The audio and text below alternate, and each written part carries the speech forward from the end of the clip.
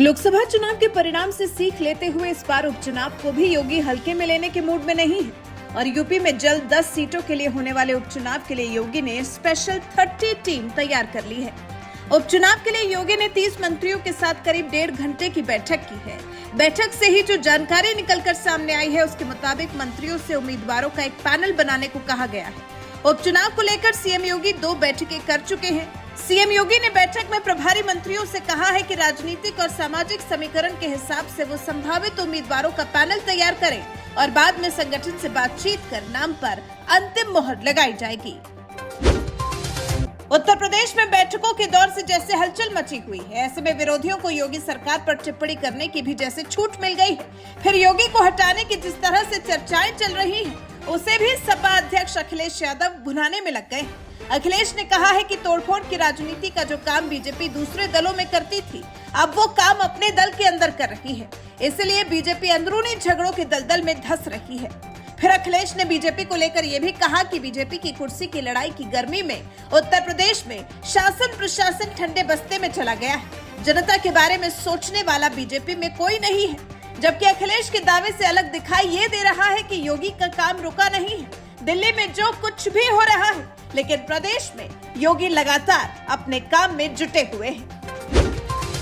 असम के मुख्यमंत्री हिमंता बिस्वा शर्मा ने दिनों दिन तेजी से बढ़ती जनसंख्या की ओर इशारा किया है। खासकर मुस्लिमों की बढ़ती जनसंख्या के मामले को लेकर हिमंता बिस्वा शर्मा चिंतित दिखाई दिए। हिमंता बिस्वा शर्मा ने दावा किया कि मुस्लिम जनसंख्या 40% हो गई है।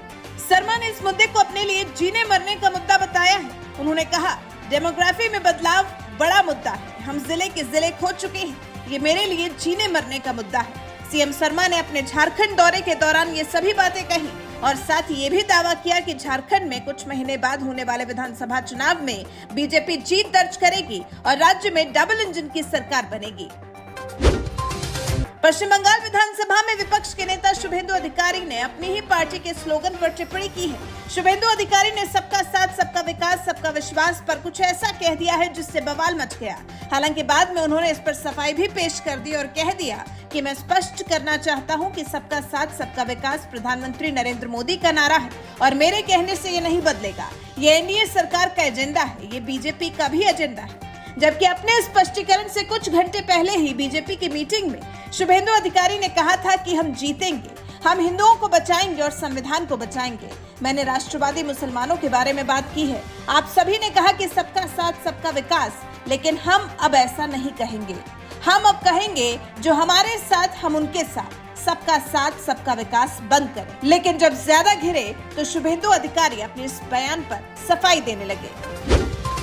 उत्तर प्रदेश के हाथरस में हुए हादसे में 123 लोगों की जान चली गई, लेकिन ये जान किसकी वजह से गई, किसकी वजह से बड़ा हादसा हुआ, किसकी वजह से 100 से ज्यादा लोग काल की गाल में समा गए, अभी तक पता नहीं चल पाया। लेकिन इस मामले से पाक साफ बच निकले नारायण हरि साकार और भोले बाबा तरह तरह की बयानबाजी से बाज नहीं आ रहे हैं। अब कह रहे हैं कि भगदड़ में हुई लोगों की मौत से दुखी हूँ, जो आया है उसे जाना ही पड़ेगा।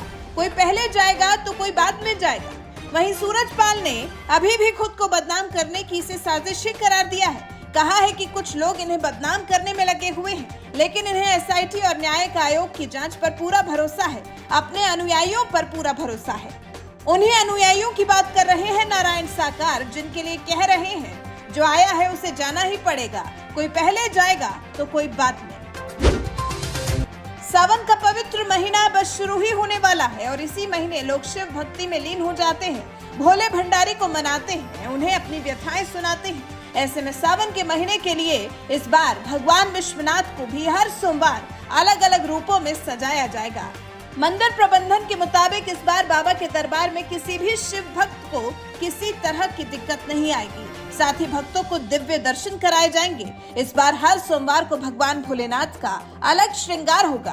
22 जुलाई को बाबा की चल प्रतिमा का श्रृंगार होगा। 29 जुलाई को गौरी शंकर श्रृंगार होगा। 5 अगस्त को अर्धनारीश्वर श्रृंगार होगा। 12 अगस्त को रुद्राक्ष श्रृंगार होगा। 19 अगस्त को शिव परिवार और श्रावण पूर्णिमा वार्षिक झूला श्रृंगार होगा। 22 जुलाई से कांवड़ यात्रा शुरू होने जा रही है, लेकिन उससे पहले मुजफ्फरनगर पुलिस ने फल विक्रेताओं के लिए एक फरमान सुना दिया है। कांवड़ यात्रा को शांतिपूर्ण ढंग से संपन्न करने के लिए एक नया आदेश जारी कर दिया गया है। कहा गया है कि कांवड़ यात्रा में खान पान की दुकानें जहां से भी कांवड़िए खाने पीने की सामग्री खरीदते हैं, वो सभी अपनी अपनी दुकानों पर प्रोपराइटर या फिर अपने काम करने वाले का नाम जरूर लिखें। इसी बीच मुजफ्फरनगर से कुछ तस्वीरें भी सामने आई जिस पर लोगों ने अपने अपने नाम लिखे हुए थे। हालांकि इससे AIMIM अध्यक्ष ओवैसी भड़क गए हैं। ओवैसी ने कहा है कि ये इसलिए किया गया है ताकि कोई कांवड़िया गलती से मुसलमान की दुकान से कुछ न खरीद ले। इसे दक्षिण अफ्रीका में अपार्थाइड कहा जाता था। कितना अजीब समय आ गया है। एक तरफ हम देसी की तरफ मूव करना चाहते हैं, वहीं कुछ लोग ऐसे भी हैं जो देसी को काफी बेकदरी से नकारते हैं। ऐसा ही मामला बेंगलुरु से सामने आया है, जहां भारतीय पोशाक धोती कुर्ता को नकार दिया गया। धोती कुर्ता पहने एक बुजुर्ग को मॉल के अंदर घुसने नहीं दिया गया, जिसके बाद एक वीडियो सोशल मीडिया पर तेजी से वायरल हुआ और अब लोगों का गुस्सा फूट पड़ा है। कन्नड़ संगठन मॉल के बाहर प्रदर्शन कर रहा है और बुजुर्ग के साथ हुई ज्यादती का विरोध कर रहा है। हावेरी से आया एक किसान परिवार मॉल में मूवी देखने जा रहा था, लेकिन इन बुजुर्ग को धोती कुर्ता में देखकर इन्हें रोक दिया गया। हालांकि मॉल प्रबंधन का दावा है कि किसान परिवार को थोड़ी देर बाद मॉल में एंट्री दे दी गई थी, लेकिन सवाल तो ये है ना कि रोका ही क्यों गया था।